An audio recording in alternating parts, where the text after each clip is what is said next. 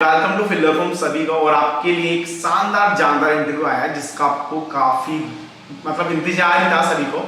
और दोस्तों ये इंटरव्यू जो है वो आपको काफी कुछ सीखने को मिलेगा, क्योंकि फेलियर के बाद जो सक्सेस मिलती है उसका मजा ही कुछ और होता है। तो आज है हमारे साथ जिन्होंने हिंदी साहित्य में जेआरएफ क्वालिफाई किया है फ्रॉम राजस्थान। तो सबसे पहले कॉन्ग्रेचुलेसन, मेनी मेनी कॉन्ग्रेचुलेसन आपको कि आपका जो हार्ड वर्क है वो कामयाब हुआ और फाइनली आपको सफलता मिली। तो आपका स्वागत है फिल्लर फॉर्म के प्लेटफॉर्म पे। और आप अपने बारे में थोड़ा सा इंट्रो और आपका क्या बैकग्राउंड है उसके बारे में थोड़ा सा स्टूडेंट को बताइए। सबसे पहले सर धन्यवाद, शुक्रिया आपको प्लेटफॉर्म को बुलाने के लिए। फिल्लर फॉर्म फैमिली का तहे दिल से धन्यवाद। Thank you. आपने मेरे को जिस कारण से आज बुलाया है तो मैं अपना परिचय देता हूँ थोड़ा कि सर मैं मारवाड़ राजस्थान के जालोर जिले से आता हूँ। पश्चिमी राजस्थान का एक जिला है और मेरा नाम जैसे कि सर जानते हरि कृष्णा डांगी है और हिंदी साहित्य मेरा विषय है। और इस साल 2022 यूजीसी नेट परीक्षा में मेरा जेआरएफ क्वालिफाई हुआ। तो ये जो जेआरएफ की जर्नी है इसमें आई थिंक फेलियर भी आया होगा। तो आपने कितनी बार एग्जाम दिया और ये कौन सा अटेम्प्ट था आपका? जी सर, अटेम्प्ट तो ये मेरा दूसरा था। इससे पहले मैंने मेरे एमए के फाइनल ईयर लास्ट ईयर में मैंने दिया था, उसमें मेरा नेट क्वालिफाई हुआ था। उसमें 1-2% से मेरी जेआरएफ नहीं हो पाई थी किसी कारणवश।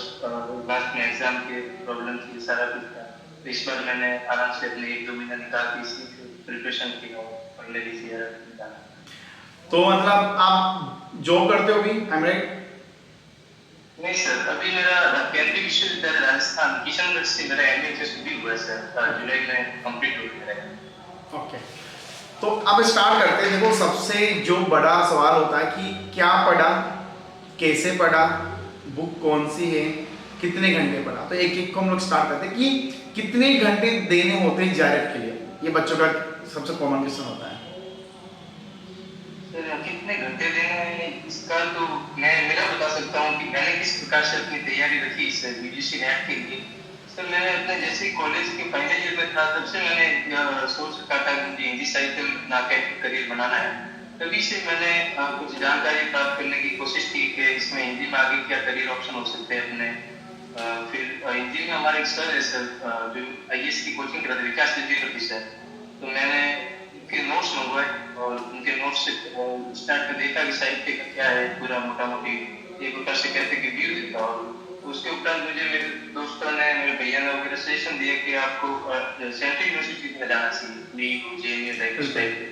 तो उस यूनिवर्सिटी में फिर मैंने सेंट्रल यूनिवर्सिटी का एग्जाम दिया एंट्रेंस और उसमें मेरा हो गया।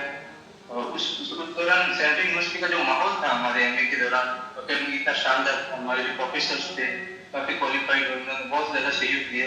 वहां से एक विषय की गहरी समझ पैदा होने लगी सर। बिल्कुल। और तभी कोरोना आ गया 2 साल के लिए। तो हमारी बदकिस्मती थी कि हम कैंपस में नहीं रह पाए। तो फिर भी ऑनलाइन काफी अच्छे से उन्होंने हमें ज्ञान दिया। और फिर हम कैंपस में गए साल भर, उसका मुझे बहुत ज्यादा फायदा हुआ। इसी दरमियान एक हमारे हिंदी सब्जेक्ट की बुक है दृष्टि आईएएस करके निकालता है दूसरी प्रकाशन के, वो सब मैंने उसका अध्ययन किया और उस सब्जेक्ट से मुझे फाइनली सफलता प्राप्त हुई जेआरएफ। तो कितने घंटे फर्स्ट पेपर को दिए और कितने घंटे छोटे भैया सेकंड पेपर को दिए? फर्स्ट पेपर के लिए तो मैं आपका तहे दिल से धन्यवाद करूंगा कि आपके चैनल के माध्यम से मैंने आपकी जो वीडियोस है, आपने जो 10 यूनिट पूरे अच्छे से टॉपिक करवाए थे, मैं उसका विद्यार्थी रहा था। लास्ट के 2 महीनों में मैं आपका चैनल को पूरी तरह फॉलो किया। और सेकंड पेपर की जहाँ तक बात है तो मेरी तैयारी तो पहले से ही चली आ रही थी। आर्मी के 2 साल के दौरान में पढ़ता ही रहता था। हमारी क्लासेस होती थी नियमित सुबह 10 से लेकर शाम 4 बजे तक। वो सारा मेरी तैयारी का हिस्सा ही था। परंतु अगर बात करें कितने घंटे की तो मैं मिनिमम 4 से 6 घंटे तक अपने एमए के लिए पिछले जुलाई से 3 महीने के जब तक एग्जाम था तब तक मैं कंटिन्यूस निरंतर 3-4 घंटे 4-5 घंटे तक अपना सेकंड पेपर के लिए देता था और आपके चैनल को फॉलो करता था फर्स्ट पेपर में। तो कहीं ना कहीं ऐसा है कि सेल्फ स्टडी से काम हो गया सेकंड पेपर में? जी सर, मेरा सवाल तो ये है कि मैंने तो मेरी सेल्फ ही की थी सेकंड पेपर के लिए। हाँ, मैंने दृष्टि सर के वो जो विकास सर है उनके नोट्स जरूर पढ़े, उससे नोट्स मंगवाए और उनके नोट्स से मैंने तैयारी की। तो सेकंड पेपर के लिए कोई बेस्ट बुक जो आप गाइड करना चाहोगे? मैंने तो दृष्टि से पढ़ी की थी। हिंदी साहित्य की काफी मोटी बुक है और समग्र साहित्य का उसमें बहुत ही शानदार पक्षों को जो थे वो बहुत ही शानदार हिंदी साहित्य के विद्यार्थियों के लिए मेरे हिसाब से वो हो सकती है बुक। और मेरे कुछ फ्रेंड है जो सरस्वती और गोविंद पांडे करके एक आती है सरस्वती की किताब, वो भी बहुत शानदार किताब है, वो भी क्योंकि ये 2 किताबों का सहारा मैंने लिया था इसके अंदर। तो आपने जैसे आपने बोला कि आपने मास्टर अच्छे से किया हुआ है, ठीक है, अच्छे कॉलेज से आपने किया और बुक भी अच्छी पढ़ी है, तो आपके जो नोट्स कभी आपके माइंड में कि यार चलो मैं अपने नोट्स बनाता हूँ या मेरे ही नोट्स काम आएंगे आगे, तो कुछ था ऐसा प्लान? हाँ सर, जैसे कि जैसे हम टॉपिक पढ़ते हैं हमारे साहित्य में क्या होता है कि ये एक सब्जेक्टिव विषय है सर, आत्मसात करने की चीज है, और ये इसमें ऐसे नोट्स पर्टिकुलर ऐसे डिस्टिंक्ट फैक्ट होते हैं, और जो फैक्ट होते हैं वो तो लगभग सभी सामान्य बच्चों को पता ही होता है। तो इसमें जैसे कोई कोई टॉपिक जैसे काव्य शास्त्र है या उपन्यास का विकास करना है, हमारे सब्जेक्ट में कुछ कुछ जो मतलब उसके मैंने नोट्स बनाए थे और उनके साथ से लिया, और बाकी जो वस्तुनिष्ठ चीजें थी जिसे हम समझते और समझ से विकसित करते वो तो हमें सर वैसे समझ के मैंने उसको दिया, और दृष्टि के जो नोट्स थे वो काफी पर्याप्त थे, विस्तृत थे और एकदम इसलिए सर। तो ये तो हो गई सेकंड पेपर की बात। अब फर्स्ट पेपर जो होता है, काफी लोगों को क्या होता है कि किसी ने अगर एमए अच्छे से किया तो उसका सेकंड पेपर अच्छा होता है, मतलब जैसे कॉमर्स वाला का कॉमर्स अच्छा है, हिंदी वाला का हिंदी होगा, तो फर्स्ट पेपर का जो फियर होता है ना वो दिमाग में हमेशा रहता है। काफी लोग कहते हैं कि सर सेकंड पेपर काफी अच्छा था मेरा, फर्स्ट पेपर के कारण नहीं हो पाया। तो आपने फर्स्ट पेपर को कैसे सोल्व किया, कौन सी बुक आपने स्टडी करी, आपने उसके नोट्स बनाए, तो वो क्या रहा आपका सीन पूरा फर्स्ट पेपर का? फर्स्ट पेपर की यात्रा का बताऊं तो मेरा जो पहली वाली कक्षा में नेट हुआ था और उसमें जेआरएफ नहीं होने के कारण पहला पेपर ही था, उसमें जी। मात्र मेरे 20 सवाल से थे। सभी ने सुझाव दिया कि फर्स्ट पेपर की थोड़ी तैयारी करें। इस बार से मैंने ऐसी रणनीति अपनाई थी कि केवीएस मदान की किताब आती है, यस। मैंने तो प्रश्न नहीं थी, मेरे फ्रेंड के पास थी, उनमें से मैंने 10-15 दिन उसके लिए निकाले और हर यूनिट के लिए मैंने अपनी समय सीमा तय कर दी। एक दिन में एक यूनिट पढ़नी है होलिस्टिकली, मोटा मोटी। तो मैंने 15 दिन तक वो 10 यूनिट अपनी कंप्लीट की, और उसके बाद फिर मैंने आपके चैनल के द्वारा मैं देखा जो आपका लास्ट वन पे वीडियो आया था सर 3 घंटे का ऐसा करके, आपने उसमें 10 यूनिट का समग्र बताया था टॉपिक पर, वो काफी मेरे लिए उपयोगी रहा। और मैं पेपर देता था इसमें टेक्स्ट बुक में जो 32 के ग्रेडेड है, इसमें फर्स्ट पेपर की टेस्ट देता था। टेस्ट देने से काफी कि उसमें टीचिंग एप्टीट्यूड है, रिसर्च एप्टीट्यूड है, एनवायरनमेंट साइंस, उसमें अपन कितना एक पढ़े सकते हो, आखिर में क्वेश्चन तभी लगेगा कि वो प्रैक्टिस करेंगे। यस। तो प्रैक्टिस से मैंने इसमें ज्यादा फर्स्ट पेपर का फोकस था, उस वजह से इस बार काफी अच्छे 35 सवाल से हुए इस बार फर्स्ट पेपर में। आपने बोला कि मॉक टेस्ट दिए, तो क्या एग्जाम क्रैक करने के लिए PYQ mock test is more than important? Mock test तो वो बात होती है कि प्रैक्टिस इससे पहले पढ़ना जरूरी है। मैंने 15-20 दिन तक अपना सारी केवीएस बादाम के पेपर लिया था, और उसके बाद फिर मैंने सर प्रैक्टिस स्टार्ट की, उससे मुझे काफी हेल्प मिला। तो अगर अब बात करें कि आपने फर्स्ट टाइम में ही नेट एग्जाम क्रैक कर लिया, जो काफ़ी बड़ी बात है आपके लिए ना, मतलब आपके लिए नहीं क्या सभी के लिए होती है, तो बड़ी बात है फर्स्ट एग्जाम कर लिया क्रैक। तो जब आपने फर्स्ट टाइम में नेट एग्जाम क्रैक किया तो आपके माइंड में ये था कि यार मे बी मेरा जेआरएफ होना चाहिए, या कुछ ऐसी कमी थी? क्या ऐसी कमी थी जो फर्स्ट टाइम में नहीं कर पाए, फिर आपने सेकेंड टाइम में करा और जेआरएफ हो गया? तो मुझे लगता है कि मुझे फर्स्ट पेपर की जो स्ट्रेटजी थी फर्स्ट टाइम में वो मुझे काफी उस समय लैग लगी थी, और सेकंड चीज ये थी कि मैं प्रॉपर मॉक टेस्ट में दे पाया था फर्स्ट जो अटेम्प्ट किया था मैंने उसमें।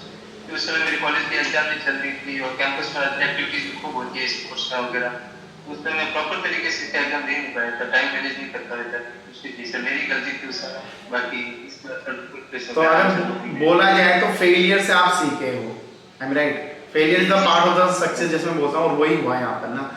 तो एक चीज ये बताओ कि काफी लोग बोलते हैं कि जेआरएफ का सर फॉर्मूला क्या है क्रैक करने का, तो आपका फॉर्मूला क्या था क्रैक करने का, यार कि 2 बार में जेआरएफ क्रैक ना हो, तो वो फॉर्मूला क्या है जो सभी लोग जानना चाहते हैं, जेआरएफ क्रैक करने का फॉर्मूला? मेरी नजर में फॉर्मूला एक ही है कि आत्मविश्वास से हम कोई सा भी सवाल जो एग्जाम है, कोई सी भी परीक्षा है उसको हम पास कर सकते हैं अपने आत्मविश्वास के बल पर, और वो आत्मविश्वास हमें तैयारी से मिलता है, प्रैक्टिस से मिलता है। तो मेरा तो ये फॉर्मूला सीधा सा फंडा है कि पहले पढ़ो, प्रैक्टिस करो और फिर एग्जाम। अगर ये अपनी 2-3 दिन की तैयारी अच्छे से हो रखी है, सारा कुछ है, और आत्मविश्वास तभी बिल्ड होता है सर। मेरे ग्रुप भी अच्छा था, 3 मेरे जो क्लासमेट्स थे उन सब साथ में थे, उन सब का माहौल भी ऐसा था, खाते पीते उठते बैठे सवाल पर डिस्कशन करना वगैरह, इन्वायरमेंट बन जाता है। एग्जाम से पहले हमारे पास कॉन्फिडेंस रहता है सर, एग्जाम में जाने से पहले कि इस बार हो जाएगा या इस बार अच्छी तैयारी, और वो फाइनली हुआ भी। जैसे आपने बोला कि एनवायरनमेंट काफी इंपॉर्टेंट है, ठीक है, तो मैं सभी को बोलना चाहूंगा, देखो इन्होंने बोले जैसे एनवायरनमेंट, तो उन लोगों के साथ रहो जो आपकी सक्सेस का आपको साथ सपोर्ट करते हैं, उन लोगों के साथ रहना है जिनके पास गुड हैबिट है, not is a bad habit, ठीक है, उनके साथ रहो। और उन फ्रेंड सर्कल को ज्यादा अपने पास लाओ जिनके पास नॉलेज आपसे ज्यादा है, तो आपको सीखने को काफी कुछ मिलेगा, जैसे इन्होंने बताया। अब एक डाउट सभी के माइंड में आता है कि जो तैयारी होती है हमारी, ठीक है, उसमें हमें अप डाउन काफी कुछ देखने को मिलता है। कभी कभी ऐसा फील होता है कि यार क्या करें, नहीं हो पा रहा है, ठीक है, या जैसे आपने फर्स्ट टाइम आपका नेट एग्जाम हो गया तो आपका जेआरएफ नहीं हुआ, तो एक डाउन फेस आया होगा आपकी लाइफ में, तो उससे आपने कमबैक कैसे किया? जी सर, ये हर किसी स्टूडेंट के जो विद्यार्थी होता है उसकी लाइफ में आता है। और जब मैं जेआरएफ की प्रिपरेशन कर रहा था और हमारा एग्जाम पोस्टपोन हो गया सर, 15 अगस्त का एग्जाम था, और वो पोस्टपोन हो गया, सैटरडे में हो गया, तो उस समय काफी डिस्टर्ब हुए थे। बीच में रक्षाबंधन भी था, घर वाले कह रहे थे कि ये सारा कुछ माहौल था, दोस्त घर चले गए, मैं वहाँ अकेला था, तो ये सब होता रहता है, लाइफ में उतार चढ़ाव तो आएंगे। और उस समय मैंने ये सोचा कि फिर घर जाके भी क्या कर लेंगे, मतलब की बात है। उस समय यही है कि या तो थोड़ा बहुत एंटरटेनमेंट कर लो, मूवी देख लो, या अपना दोस्त है तो उसके साथ खेल कूद लो, एक दो दिन में विचार हो जाओ वापस। पर फाइनली तुम जब तक भाई दिमाग में है कि करना ही है एग्जाम, तो फिर वो उसका विकल्प ही नहीं सर, मेहनत की। जैसा कि आपने बोला कि फैमिली वाले बुला रहे, आप गए नहीं, तो मतलब क्या ये कह सकते हैं कि आपने काफी कुछ कॉम्प्रोमाइज किया है, काफी कुछ छोड़ा है? जी सर, बेशक करना ही पड़ता है। और किसी को किसी स्तर पर कॉम्प्रोमाइज जरूरी है, समझौता। तो कहते हैं ना, एग्जाम डायलॉग इस तरह से पाने के लिए कुछ करना पड़ता है। तो भाई लोगों देख लो, मतलब अगर आप अभी भी जिंदगी जी रहे हो, घर जा रहे हो, खेल रहे, कूदने, मूवी देख रहे हो, तो भाई इससे नहीं होगा।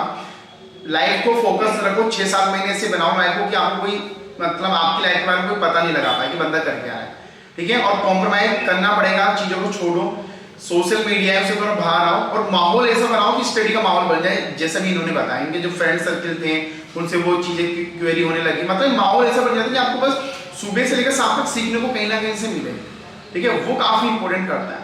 अब देखो सबसे जो मेरे लिए जो बड़ा क्वेश्चन हुआ ये आता है कि जब आप जेआरएफ क्वालिफाई कर जाते हो, उसके बाद फिर आपका एम क्या हो जाता है? मतलब आपका, जैसे आपका पहले एम था कि जेआरएफ क्वालिफाई करना आपका एम था, वो हो गया, अब क्या एम है आपका? एम तो जो गोल होता है, जो लक्ष्य है मेरा या किसी का भी जो जेआरएफ को लेकर है या अपने जिंदगी में कोई भी होता है, एम हमेशा से जहाँ तक बात है मेरा जेआरएफ करना कभी एम नहीं रहा।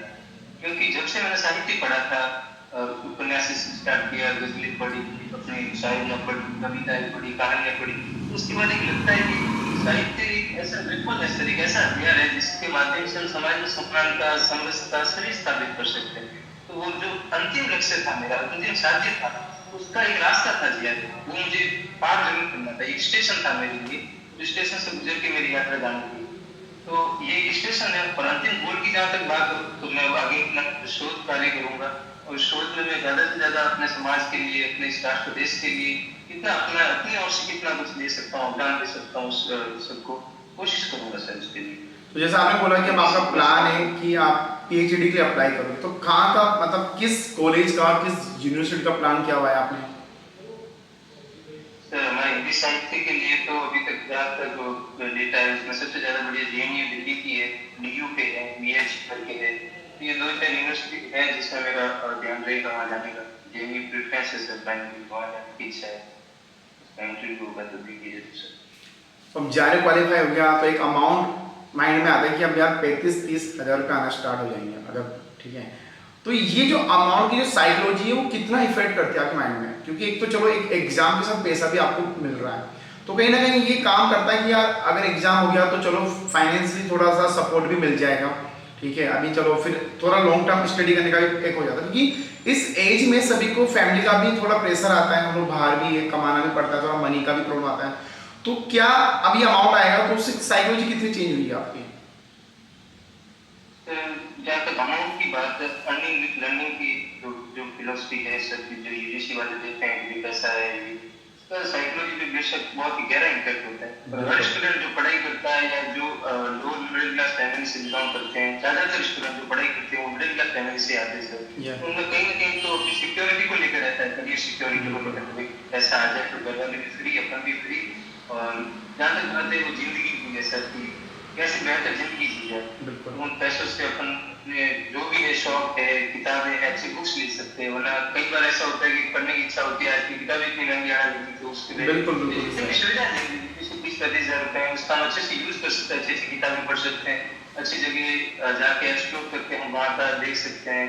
हमारे साहित्य में तो काफी कुछ ऐसा है, जहाँ पे हिमालय में वगैरह से सामंतों के, नेपाल का है, कोंकणी में, विभिन्न जगह जाने का, आने का सारा कुछ किराया है, जो एक प्रकार से स्वतंत्र हो जाते हैं, इंडिपेंडेंस हो जाते हैं। तो इसका भी इतना महत्व है पैसों का, और काफी अच्छी चीज है कि स्टूडेंट को पैसों के साथ है तो वो पढ़ने के लिए प्रेरित भी होता है। बिल्कुल इस राइट। काफी कुछ क्योंकि काफी लोग तो जाकर इसलिए करते हैं कि चलो यार एक अमाउंट आएगा उससे काम चल जाएगा अपना, ठीक है। क्योंकि पीएचडी करना का जो फीस है वो काफ़ी ज़्यादा है अगर आप देखोगे तो, मतलब ना। और ये जो पीएचडी होती है वो एक लॉन्ग टर्म काम है, मतलब 3-4 साल तो आपको जाएगा जाएगा।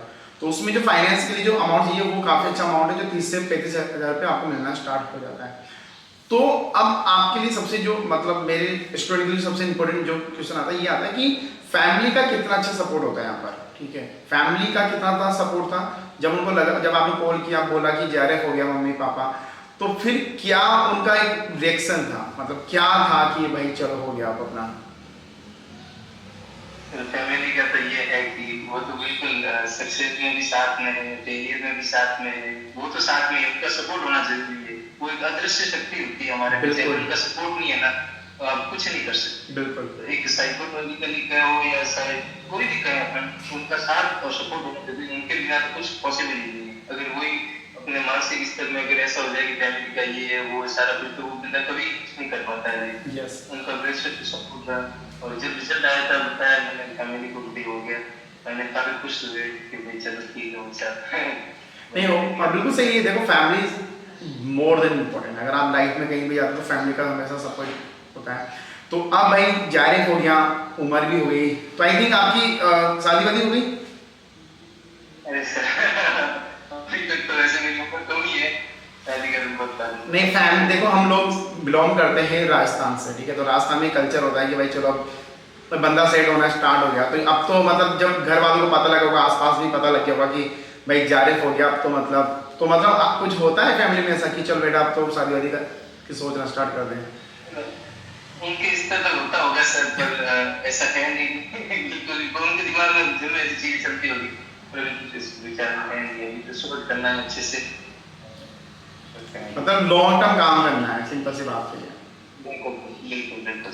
तो क्या मतलब ऐसा कुछ प्लान है कि यार अगर आप जैसा हमने बोला था कि ऐसा कुछ रिसर्च हो जिससे इंसानों को फायदा मिले, हमारे सबका जो प्रॉब्लम सोल्व हो जाए, तो क्या हिंदी साहित्य में ऐसी कुछ चीज है जो आपको लगता है कि यार ये तो मतलब सही होना चाहिए, इसमें तो कुछ प्रॉब्लम हिंदी साहित्य में? बिल्कुल सर, साहित्य के माध्यम से हम समाज के हर पहलू को छू सकते हैं और उसमें आमूल परिवर्तन कर सकते हैं। आज हम देखते हैं कि हमारे स्कूलों की जो शिक्षा, स्कूलों की किताबें हैं, उनकी जो कहानियां बताई जाती है बच्चों को 8वीं तक 12वीं तक, जो साहित्य रचा गया जो हम आज तक पढ़ते आए हैं, उसमें कैसे रुचि पैदा की जाए। जैसे सर इंग्लिश में चेतन भगत करके हैं, उन्होंने युवाओं में काफी अच्छा नॉवल पढ़ने का, वो किस स्तर का लिखते हैं वो अलग डिबेट है। तो उन्होंने बच्चों को एक प्रकार से बुक्स की ओर खींचा है कहीं ना कहीं। हमारे हिंदी साहित्य में काफी अच्छे आजकल जो चाहे सत्य व्यासी है, जो भी इन्होंने लिखी है PS1 जो मूवी लिखी है, उनके राइटर है, वो है काफी अच्छे उपन्यास लिखते हैं, जिससे युवा पीढ़ी है वो मोबाइल के स्क्रीन से हटकर किताबों की ओर जा रही है। जब भी किताबों की ओर कोई भी पीढ़ी जाएगी, कोई भी युवा जाएगा, तो उसको कुछ ना कुछ सीखने को मिलेगा और अच्छा से सीखने को मिलेगा। इसके माध्यम से ये है कि सोच में परिवर्तन कर सकते हैं, नई पीढ़ी तैयार कर सकते हैं। कहते हैं ना कि नॉलेज का जिस पे पावर होता है वही राज करता है। हमारे युवा है सर, ये नॉलेज की ओर जाएंगे, अच्छे साहित्य पढ़ेंगे। साहित्य क्या है सर? संवेदना की चीज है, एम्पैथी की चीज है। अगर एम्पैथी पैदा हो जाए किसी भी इंसान में, तो उससे बढ़िया कोई नहीं हो सकता। हम चाहे राजनीति की बात करें, आर्थिक पैसा है, पैसा कमाते कैसे सबको पता है, तो पैसा कैसे काम करता है किसी को नहीं पता। ऐसी काफी चीजें हैं जो अपने लेखों में, अपनी किताबों में लिख के लोगों को जागरूक कर सकते हैं, जागरूक दिला सकते समाज में, काफी चीजें ऐसे समझ ऐसा किया भी है काफी लोगों ने। So what is your hobby, क्या है आपकी? हॉबी तो सर क्रिकेट खेलता हूँ, बास्केटबॉल खेलता हूँ। अरे वाह, जी सर, ये हॉबी है तो मतलब कभी फ्री होते तो खेलने चले जाओ, और दिस वेरी गुड, क्योंकि हेल्थ इज वेल्थ है, ठीक है। और ये आजकल हो रहा है कि लोग हेल्थ पे काफी कम ध्यान दे रहे हैं। जी वो जरूरी है, हेल्थ तो सबसे इम्पोर्टेंट है। एग्जाम से 10 दिन पहले अगर आप बीमार हो जाओगे तो फिर क्या ही कर लोगे? तो फिर क्या करोगे? बिल्कुल बिल्कुल 50% प्रोडक्टिविटी वही खत्म हो जाएगी आपकी। वही खत्म हो जाएगी। मेरे साथ भी ऐसा था कि खेल कूद वाले सब थे, हंसी मजाक करते रहते थे, तो वहाँ से इस तरह का फ्री माहौल था, एकदम चिल वाला, बढ़िया खेल। मतलब एग्जाम क्रैक करने के लिए माइंड का बिल्कुल फ्री होना कंपलसरी है। ये जरूरी है सर, मेरा तो ऐसा मानना है कि आप कम से कम दिन में 1-2 घंटे तो खेलना ही चाहिए, चाहे एग्जाम हो चाहे ना हो। लेकिन कैसा भी एग्जाम है, कल आप घंटा भर खेल के आओगे ना, तो सर जो पढ़ रहे हो उसकी प्रोडक्टिविटी आपके पास ज्यादा हो जाएगी। बनिष्पत्ति में करके बैठे बैठे जो भी करते हैं उससे ज्यादा होता है।